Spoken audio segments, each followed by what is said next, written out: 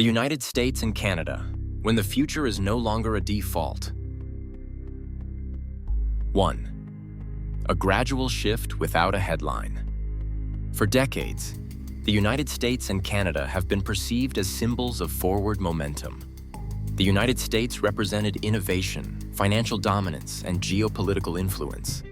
Canada embodied social stability, welfare strength, and upward mobility. Both nations sustained a widely accepted social contract. If individuals worked diligently within the system would elevate them. Today, however, both countries are entering a structural phase previously experienced by several aging advanced economies. Population aging is accelerating. Social expenditures are rising steadily. Productivity growth has slowed. The cost of living is increasing faster than real wage growth. Public budgets are allocating a growing share of revenue to interest payments rather than long-term investment. This is not a crisis. It is not a collapse.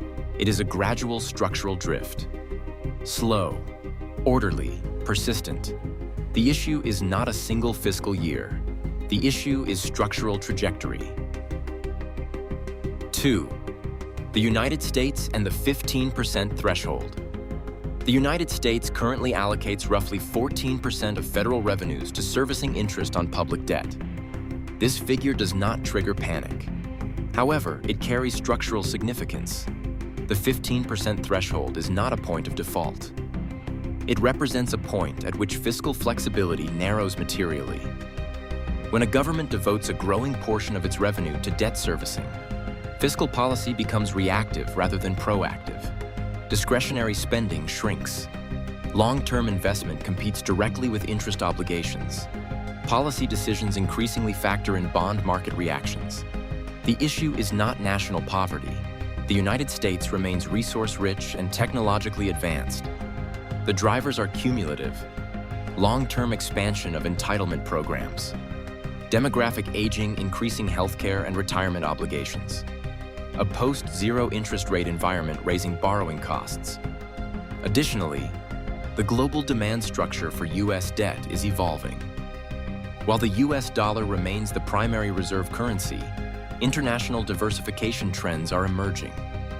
Central banks are adjusting reserves. Alternative settlement mechanisms are expanding incrementally. Reserve currency status remains intact. Yet structural reliance on unconditional external absorption has weakened at the margin. In sovereign finance, marginal shifts alter long-term trajectories. 3. Canada, a quieter but faster drift. Canada's fiscal narrative lacks the volatility of U.S. political debate. However, structural indicators suggest meaningful pressure. Real wage growth has lagged behind housing and living costs for over a decade. Household debt levels are among the highest in the developed world. Housing affordability has deteriorated substantially. Younger cohorts increasingly face delayed asset accumulation. Homeownership has shifted from an attainable milestone to a prolonged objective.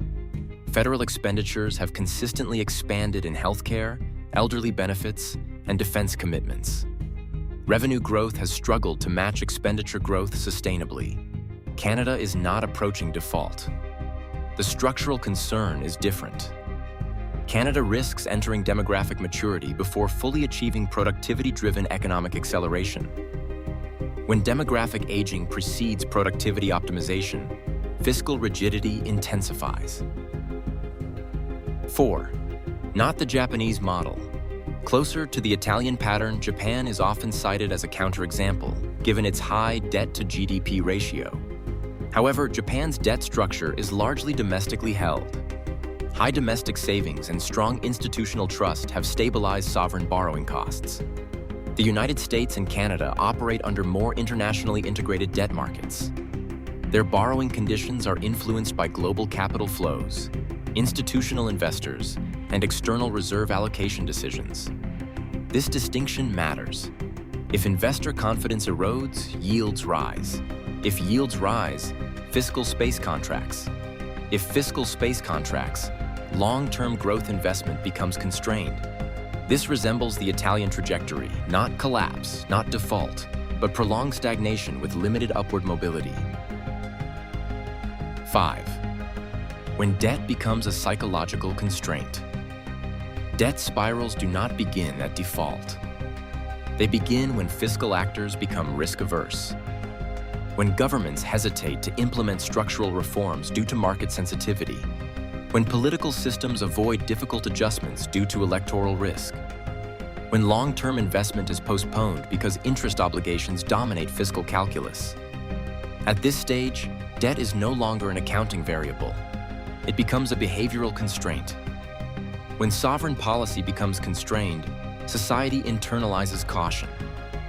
Entrepreneurial risk-taking declines. Public ambition narrows. Private actors prioritize stability over expansion. Growth slows not because capital disappears, but because confidence in structural expansion weakens. 6. Signs of national aging.